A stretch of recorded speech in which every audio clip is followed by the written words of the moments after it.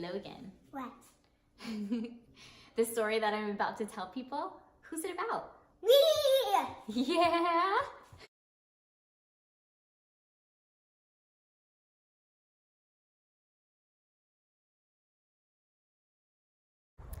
What would your reaction be if the doctor sat you down and said, because of your condition, you're gonna need to stay in the hospital for 7 weeks on bed rest and not get up unless you need to use the restroom? That was my reaction. 6 years ago, my belly was out to here. I was gonna be a first-time mom. I was excited, wide-eyed. I was loving every moment of my pregnancy.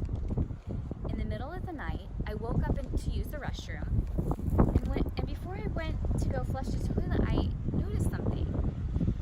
And what I saw made my heart drop to the ground. It was a blood clot, and it was big. I ran to the bedroom, flicked on the lights, took the sheets and pulled them off the bed. My husband was startled awake. He said, "Leila, are you okay?" We both looked down at the sheets, and they were soaked in blood. My worst nightmare had happened, and all I could think is, oh God, I hope my baby is okay. My husband Eric grabbed the keys. He said, "We are going to the hospital right now." We got in the car. He's like this at the steering wheel. His foot is down. And I am telling you this, he is my hero. If he was in a NASCAR race, he would have won first place.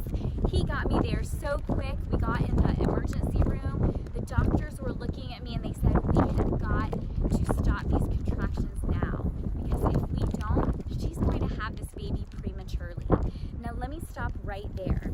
Logan was at 30 weeks, and a development of a 30-week-old baby is 3 pounds about. His lungs aren't yet quite developed, neither are some of his other organs, and if he was born right at that moment, he could have respiratory issues, problems with development. He could stay in the hospital in the NICU for months on end, connected to tubes.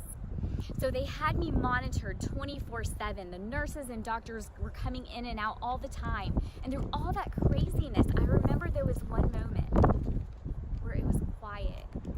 It was just me in the room, my unborn baby, and my God. I remember closing my eyes and imagining myself dropping to my knees. And I said, "God, I need you right now. Logan needs you. Please have him stay in and not be born tonight. I pray that he would be born full term, happy and healthy. And I promise you that if you do this, that I will raise him up to be a man after God's own heart, that he will be influential and that he will help people." At that moment, I just felt a sense of peace wash over me, and I knew that everything was going to be okay. My husband Eric came back in the room and he said, "Leila, I've been in touch with friends and family, and you have so many people praying for you. And your cousin Connie, reach out to her because she went through the same thing as you, and they are okay now." Over the next day, I spoke with her, and her story inspired me and gave me a positive outlook that everything was going to be fine. All they had to do was stabilize me, and over the next few days they did. The doctor sat me down. He said, "Leila, you had a partial placental abruption, but you are at risk of having a complete abruption, where if you started bleeding out, we would lose both you and Logan. So you need to stay in the hospital until you have him so we can monitor you and make sure that everything is okay." Thanksgiving came and went.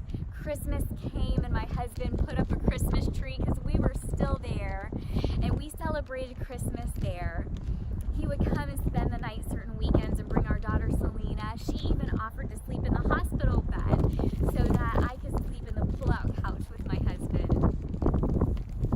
Then finally, at 37 weeks, when Logan was full term, he was born a healthy 6 pounds, 6 ounces. And the doctor checked his vitals the next day, and he said, "Leila, you and Logan are completely healthy. You can go home." Yes! Now, I told you that story to make 2 points. The first one is if you are going through something and you need help, bring it to a higher power. If that night I didn't say that prayer, who knows what would have happened if I had just gone on my own strength. Maybe Logan would have been born that night and had a ton of medical issues. Maybe a few days after that, I would have had a full placental abruption and it bled out. I want you to think about something and ask yourself a question. What are you dealing with today that you can bring to a higher power? You will be heard and grace may be given to you. And then the last point that I wanted to make is that if you've been through some trials and tribulations and you got through it, then share that with someone.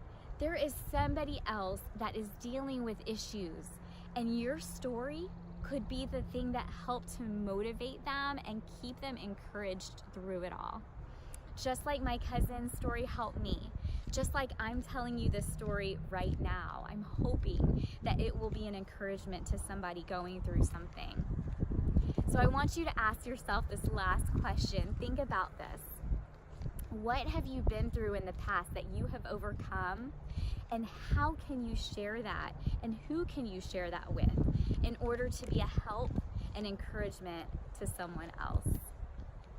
Hey Logan. What? Are you worth 7 weeks on bed rest? More than worth it. Yes. Give me a hug.